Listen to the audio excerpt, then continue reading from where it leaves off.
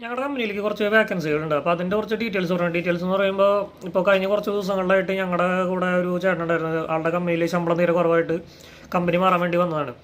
അപ്പോൾ ഇത് ആർക്കെങ്കിലും ഒരു ഉപകാരമാണെങ്കിൽ ആയിക്കോട്ടെ എന്ന് വിചാരിച്ചിട്ടാണ് ഈ വീഡിയോ പറഞ്ഞത്. എന്താ വെച്ചാൽ ആൾക്ക് കിട്ടിക്കൊണ്ടിരുന്ന ശമ്പളവും ഞങ്ങളുടെ കമ്പനിയിലുള്ള ശമ്പളം തമ്മിൽ ഭയങ്കര വ്യത്യാസമുണ്ട്. അപ്പോൾ നിലവിൽ യൂറോപ്പിലുള്ളവർക്കും ലിത്വാനിയൻ കമ്പനികളിലൊക്കെ വർക്ക് ചെയ്യുന്നവർക്കുള്ള വേക്കൻസിയാണ്. അല്ലാണ്ട് നാട്ടിൽ നിന്ന് ചെയ്യാനുള്ള കാര്യമല്ല ഇത്. നിലവിൽ യൂറോപ്പിലെ ട്രക്കിംഗ് ഫീൽഡിൽ എക്സ്പീരിയൻസ് ഉള്ളവർക്ക് ആണ് കുറച്ചും കൂടെ ബെനിഫിറ്റ് ഉള്ളത്. അല്ലാണ്ട് വേറെ ഫീൽഡിൽ വന്നവർക്കും ഇതിലേക്ക് മാറാൻ പറ്റും. ഞാൻ HR ഡീറ്റെയിൽസും കാര്യങ്ങളും ഇതിനകത്ത് കൊടുക്കാം. വേറൊരു കമ്പനിയിൽ ഡ്രൈവിംഗ് ഫീൽഡിൽ വർക്ക് ചെയ്യണവരാണെങ്കിൽ അവർക്ക് 85 to 90 പ്ലസ് എക്കോ അങ്ങനെയൊക്കെ പറഞ്ഞ കുറേ ബെനിഫിറ്റുകളൊക്കെ കിട്ടും. 85 to 90 സാലറി എന്ന് പറയുന്നത് അത് നിങ്ങൾ മാനേജറായിട്ട് കമ്മ്യൂണിക്കേറ്റ് ചെയ്ത് അത് എങ്ങനെയാ വെച്ചാൽ ഡീലാക്കണം. അത് ഞാൻ മറ്റുള്ളവർ പറഞ്ഞു കേട്ടിട്ടുള്ള ഒരു അറിവ് വെച്ചിട്ടുള്ള ഇതാണ് പറഞ്ഞത്. പുതിയതായിട്ട് ഇതിനകത്തേക്ക് വന്ന് ചേർന്നവരാണെങ്കിൽ 80 സ്റ്റാർട്ടിങ്. എനിക്കും സ്റ്റാർട്ടിങ്ങിൽ 80 യൂറോ ആയിരുന്നു. അത് കഴിഞ്ഞ് നമ്മൾ ആദ്യത്തെ ഒരു 3 മാസം ഡ്യൂട്ടി കഴിഞ്ഞ് വരുമ്പോൾ നമുക്ക് ഒരു ടെസ്റ്റും കൂടി ഉണ്ട്. അത് നമുക്ക് വേണമെങ്കിൽ എടുത്താൽ മതി.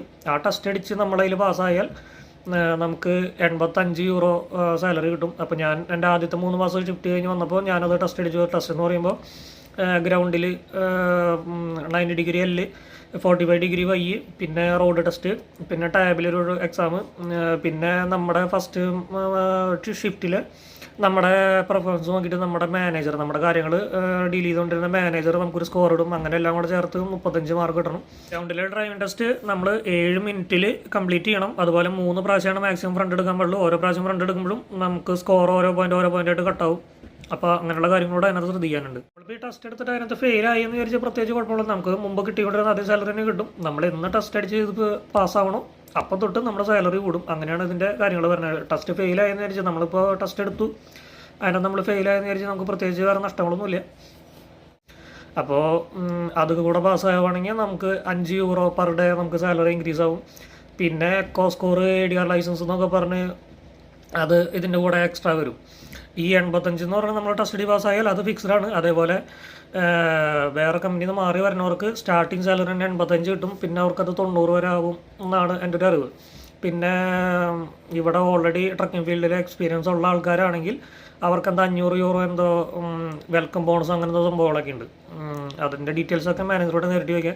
ഞാൻ മാനേജറുടെ ഡീറ്റെയിൽസും കാര്യങ്ങളൊക്കെ ഇതിനകത്ത് കൊടുക്കാം. ഇപ്പം നമ്മുടെ കമ്പനിയിൽ ഉള്ള വണ്ടികളെന്ന് പറഞ്ഞാൽ ഡാഫ്, റെനോൾട്ട്, മെഴ്സഡീസിൻ്റെ ആക്ട്രോസ്, അതാണ് നമ്മുടെ കമ്പനിയിൽ ഇപ്പോൾ നിലവിലുള്ള വണ്ടികൾ.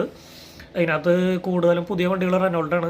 പിന്നെ എനിക്ക് കഴിഞ്ഞ പ്രാവശ്യം ചിലർക്ക് അറിയായിരിക്കും ഞാൻ ഓടിച്ചുള്ള വണ്ടികൾ, അത് സൈഡ് മിറർ ഇല്ലാത്ത ക്യാമറ വണ്ടി അങ്ങനത്തൊക്കെയാണ് ഇപ്പോൾ പുതിയതായിട്ടുള്ള വണ്ടികൾ.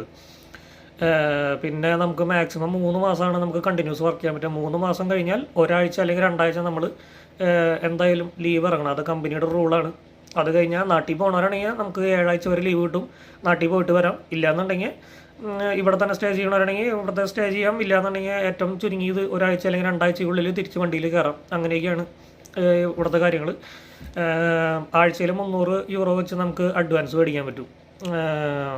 പിന്നെ ഫുൾ എമൗണ്ട് നമ്മുടെ സാലറി ക്ലോസ് ചെയ്യുന്നത് തിരിച്ച് നമ്മൾ കമ്പനിയിൽ വന്ന് നമ്മുടെ കണക്കും കാര്യങ്ങളും നോക്കുമ്പോഴാണ് നമുക്ക് ഫുൾ സാലറി നമുക്ക് ക്ലോസ് ചെയ്ത് കിട്ടുക. അങ്ങനെയൊക്കെയാണ് കാര്യങ്ങൾ. അപ്പോൾ നിലവിൽ യൂറോപ്പിലുള്ള ആർക്കെങ്കിലും ഇതിലേക്ക് മാറാൻ താല്പര്യം ഉണ്ടെങ്കിൽ ഇത് നോക്കാം. ഇതിപ്പോൾ ഞാൻ വീഡിയോ ഇട്ടേണ്ട കാര്യം ഞാൻ ഓൾറെഡി പറഞ്ഞു. ഇത് കുറേ കമ്പനികൾ തീരെ സാലറി ഇല്ലാത്ത ഇതിനകത്ത് കുറേ ആൾക്കാർ വർക്ക് ചെയ്യുന്നുണ്ട്. അപ്പോൾ അവർക്ക് എന്തെങ്കിലും ഉപകാരം ആയിക്കോട്ടെ എന്ന് വിചാരിച്ചപ്പോൾ ഞാൻ താമസിക്കുന്ന ഹോസ്റ്റലിൽ ഒരു ചേട്ടൻ കുറച്ച് ദിവസം ഉണ്ടായിരുന്നു. ആൾ ഈ പറഞ്ഞ പോലെ ആളുടെ സാലറി 60 യൂറോ ആയിരുന്നു. അപ്പോൾ എനിക്ക് ബേസിക്കായിട്ട് സ്റ്റാർട്ടിങ്ങിൽ കിട്ടിക്കൊണ്ടിരുന്നത് 80 യൂറോ ആണ്. അതൊരു വലിയൊരു മാറ്റമാണ്. അപ്പോൾ അത് അറിഞ്ഞുകൊണ്ടാണ് ഞാനിങ്ങനൊരു വീഡിയോ ഇട്ടത്. പിന്നെ നമ്മുടെ HR-ഉം ഇങ്ങനൊരു കാര്യം പറഞ്ഞായിരുന്നു. ആളോട് ഞാൻ സംസാരിച്ചിരുന്നു. അപ്പോൾ ആളും പറഞ്ഞു ഡീറ്റെയിൽസ് വെച്ചിട്ട് ഒരു വീഡിയോ ഇട്ടോ, ആർക്കെങ്കിലും ഉപകാരമാവട്ടെ. നമുക്കും ഡ്രൈവേഴ്സിന് ആവശ്യമുണ്ട്.